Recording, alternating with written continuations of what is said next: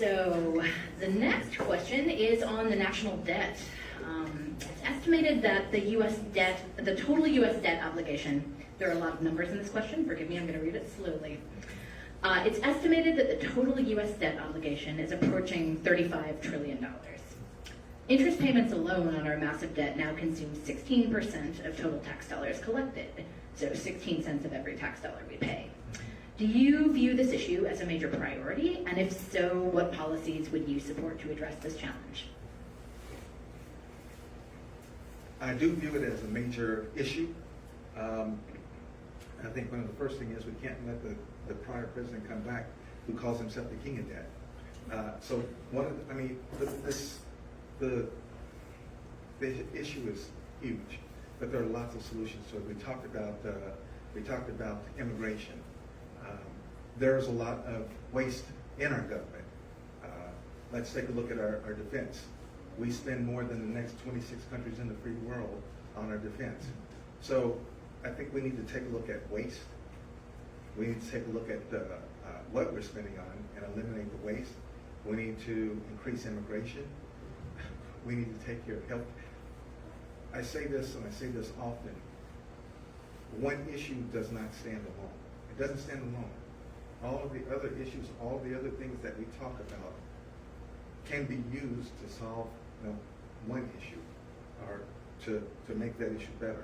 And so any decision we make on one issue affects all of the other issues that we talk about. So while I talk about not wanting to have these 30-second sound bites, I think things like this deserve a whole lot more. We need thoughtful conversation. We need to hear opposing views, and then we need to create solutions to solve these problems. So it's not just a single issue.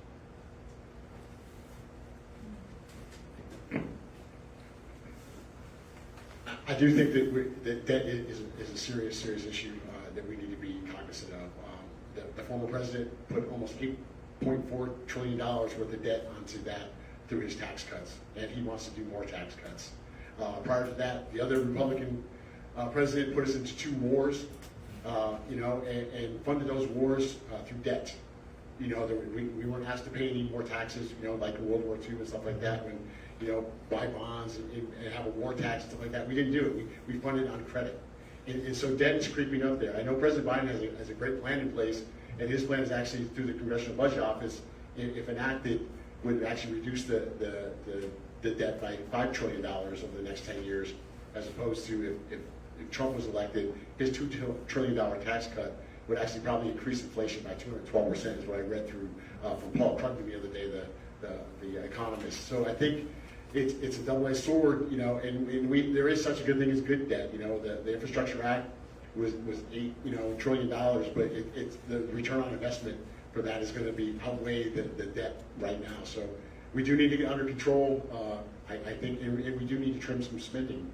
We spend like drunken sailors on our military budget. I'm thoroughly convinced we could not fund the DOD for 5 years. They probably still run. They got so much money, they don't know where it all is. So, and I'm a byproduct of that. So I'm telling you, $100,000 is a rounding area to those guys. So.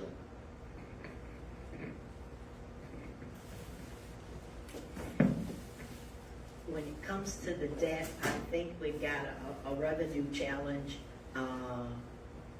versus a spending challenge, or maybe it's a little bit of both. And the recommendations would be to do some audits and see if there is fat in the budgets throughout the agencies. I do think the tax cuts to the billionaires, I think it's up for renewal, and we need to make a decision on it in Congress. They definitely need to be rolled back to take some of that money back. And then it's just a matter of how do you generate more revenues. That would mean you need more people paying into the tax system. So again, strategically using our immigration program to get people on the payroll faster so that they are contributing to society while they wait for their paperwork could really tip the scales. And many of these workers are seasonal workers, so they come in the country and they leave, so they probably never take advantage of the Social Security that they pay in or the taxes because it's more of a seasonal type job. And so we need to strategically maximize our immigration system and to help us generate more revenue, because we've already discussed, we're not producing a lot of workers, and so we still need workers, so why not get that tax base and increase our revenues that way, and make our billionaires pay their fair share, close loopholes.